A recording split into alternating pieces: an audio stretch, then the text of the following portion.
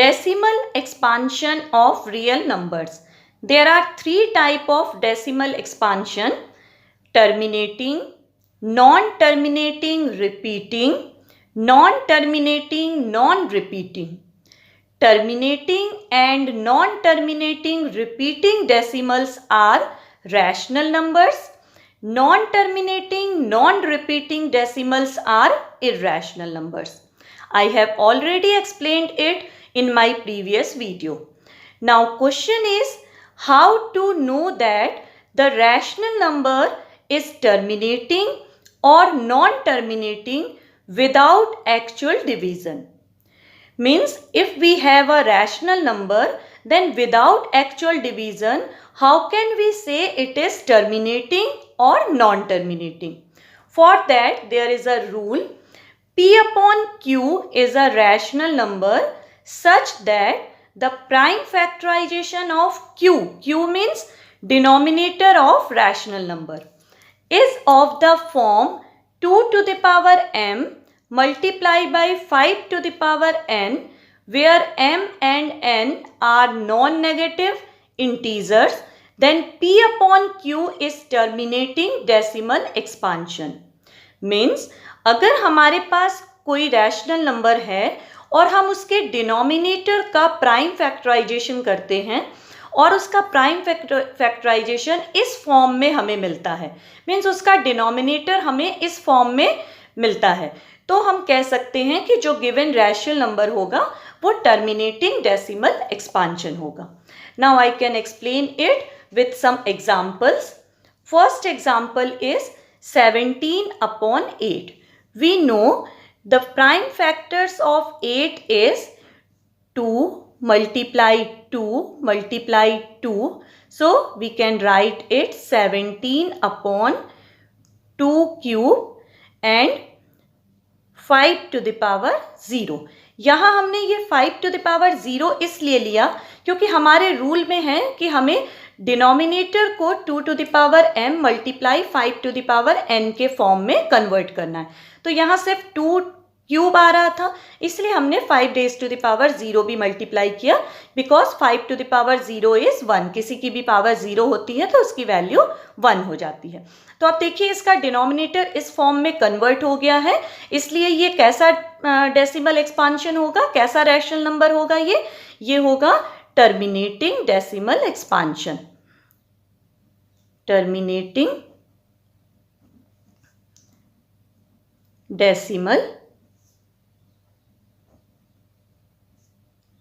Expansion. इसका जो भी एक्सपांड करने पे या डिवाइड करने पे आएगा वो टर्मिनेटिंग होगा. ओके, चलिए एक और एग्जांपल लेते हैं हम. Next example, suppose it is 61 upon 150. Now again we do the prime factorization of denominator 150. So 61 upon prime factor of 150 is 5 multiply 5 multiply 3 multiply 2.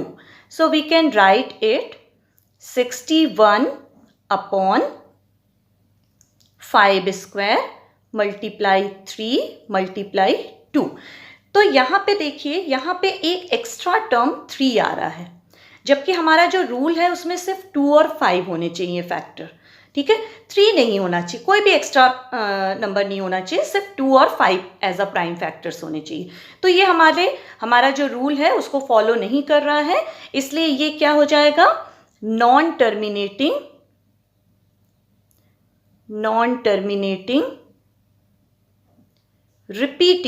Repeating जरूर लिखिएगा, क्योंकि नॉन टर्मिनेटिंग क्या होते हैं, 2 टाइप्स के होते हैं. नॉन टर्मिनेटिंग रिपीटिंग भी होते हैं और नॉन टर्मिनेटिंग नॉन रिपीटिंग भी होते हैं. नॉन रिपीटिंग होगा तो वो इरैशनल हो जाएगा, इसलिए सिर्फ नॉन टर्मिनेटिंग मत लिखिएगा, वो कंफ्यूजिंग होगा. It is non terminating repeating. अगर नॉन टर्मिनेटिंग रिपीटिंग है तो वो रैशनल नंबर है. ठीक है, सो अगर हमें डिनोमिनेटर में 2 और 5 सिर्फ मिलता है फैक्टर के फॉर्म में तो वो टर्मिनेटिंग डेसिमल एक्सपांशन है, और 2 और 5 के अलावा भी कोई नंबर हमको एज अ प्राइम फैक्टर मिलता है तो वो नॉन टर्मिनेटिंग रिपीटिंग होगा. चलिए एक और एग्जांपल देखते हैं हम. Next example is suppose it is 15/1600। अब अभी इसमें आप 1600 का प्राइम फैक्टराइजेशन मत करिएगा। सबसे पहले जो भी आपको गिवन रैशनल नंबर है उसको स्टैंडर्ड फॉर्म में कन्वर्ट करिए। तो ये क्या हो जाएगा, 5 3 15, 5 3 15, 5 2 10, 5 0 0, सो इट विल बी 3/320। अब इस 320 का प्राइम फैक्टर करेंगे हम। नाउ इट विल बी 3/320 का प्राइम फैक्टर हो जाएगा 2 × 2 × 2 × 2 × 2 × 2 × 5 मीन्स 2 to the power 6 × 5। तो हम इसको लिख सकते हैं 3/2 to the power 6 × 5 to the power 1। तो यहाँ पे देखिए फिर ये हमारा जो लॉ है उसको फॉलो कर रहा है कि ये सिर्फ 2 और 5 ही एज अ फैक्टर आ रहा है। देखिए इसमें 2 और 5 के अलावा कोई भी तीसरा नंबर नहीं है। तो ये 2 to the power 6 × 5 to the power 1, मतलब हमारा ये जो रूल था उसके में इस फॉर्म के अकॉर्डिंग ये कन्वर्ट हो रहा है। तो इसका मतलब हमारा ये जो रैशनल नंबर गिवन था 15/1600, ये कैसा है, टर्मिनेटिंग डेसिमल एक्सपांशन। तो ये क्या हो जाएगा, टर्मिनेटिंग, ये टर्मिनेटिंग हो जाएगा। ठीक है, चलिए एक एग्जांपल और ले लेते हैं और अच्छे से क्लियर हो जाएगा। Suppose we have 29/343। We know 343 is a cube of 7, so we can write 7 × 7 × 7, so 29/7 cube. तो यहाँ देखिए ये न 2 है न 3 है, तो ये हमारे रूल को फॉलो नहीं कर रहा है, इसलिए ये क्या हो जाएगा, नॉन टर्मिनेटिंग